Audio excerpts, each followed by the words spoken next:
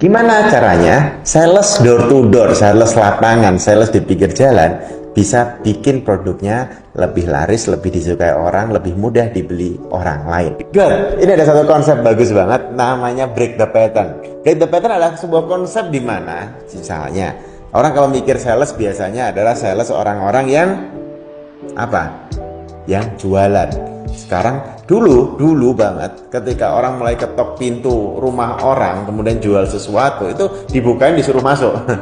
Sekarang ketika ada mau orang jualan di rumah kita mungkin itu kayak langsung diusir, ditendang, maaf yang punya rumah nggak ada, padahal dia yang punya rumah dan seterusnya. Tapi itu menarik, kenapa? Karena sesuatu yang sudah mulai terus menerus sudah ada makna di kepala orang tersebut, sehingga kalau itu sales mau jualan enggak gitu, kalau itu MLM, misalnya kita ada teman udah lama nggak pernah ketemu, tiba-tiba kontak anda ngajak ketemuan padahal udah 10 tahun, misalnya teman SMP atau teman SMA gitu, itu ini mau ditawarin apa nih gue gitu.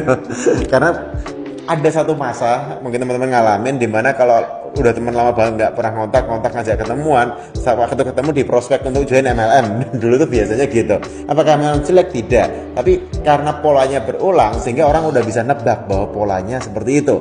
Dulu ada sebuah momen dimana yang namanya orang jualan pinggir jalan depan Alfamart, Indomaret, nenek-nenek tua, kakek-kakek tua, itu orang ngasih. Wah, kasihan nih, ke jam 10 malam, 11 malam masih jualan gitu. Dikasih gitu.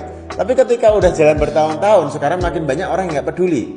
Saya nggak bahas tentang kepedulian, tapi kenapa? Karena patternnya udah mulai. Oh, di sini ada kakek tua, di sana ada kakek. Jangan-jangan mereka emang sepanjang siang tidur, malam mulai jualan di situ biar dapat kasihan. Jangan-jangan ada mengorganisir, diberangkatin pakai mobil, turunin di Indomaret sini. Jangan-jangan, tapi karena ada asumsi bahwa ketika kita udah makin sering lihat, itu makin jarang orang mau kayak ngasih sesuatu. Jadi ketika ada break the pattern, yang baru-baru viral ini adalah anak kecil, muda, ada cowok, ada cewek, itu yang ketika dia jualan di pinggir jalan dari satu tempat ke tempat lain, misalnya ada orang-orang lagi makan, dia datang misalnya jualan permen atau dia jualan kerupuk gitu atau tisu atau apapun itu, tapi dia pakai sajaknya itu saya nggak bisa ngulang ya, tapi intinya dia ngegombal. Jadi wah, kakaknya manis gitu, oh iya senyumnya gini, kayak gombal-gombalan yang kita sering lihat di TV komedi itu, dan dia lakukan itu dengan sangat mantap, percaya diri, padahal anak kecil umur mungkin 10-12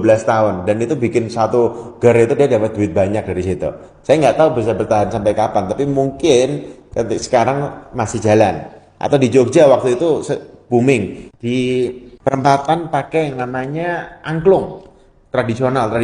Jadi ngamen itu pakai tradisional berlima. Ada yang pakai angklung, ada yang pakai drum, gamelan dan seterusnya lah. Intinya rame, seru, wah, booming. Semua orang ngasih senang-senang. Tiba-tiba perempatan lain ada, perempatan lainnya tiba-tiba kayak banyak perempatan pakai kayak gitu, orang biasa aja. Saya lihat yang ngasih nggak sebanyak itu. Sampai kemarin 3 hari yang lalu saya lihat di Jogja juga di dekat XT Square ada pengamen yang ngamen pakai gitar, pakai mic, bagus banget suaranya, dan dia sholawatan. Oh, itu saya lihat dia ngasih banyak, termasuk saya ngasih juga. Kayak yang beda nih, jarang-jarang kita lihat ngamen dia bacain ayat suci Al-Quran, dan kita terharu kita dan seterusnya. Jadi something yang beda, kadang itu bagus banget. Ilmunya siapa ini nggak tahu, ilmunya siapa, tapi yang populer terbaru-baru ini ilmunya namanya Seth Godin, namanya Purple Cow. Kalau ada 1000 sapi warna putih, sapi warna putih nyari di mana? Makin jarang, coklat mungkin ya, putih ke coklat-coklatan. Terus tiba-tiba ada satu sapi yang ungu, itu sapi yang ungu yang akan dilihat.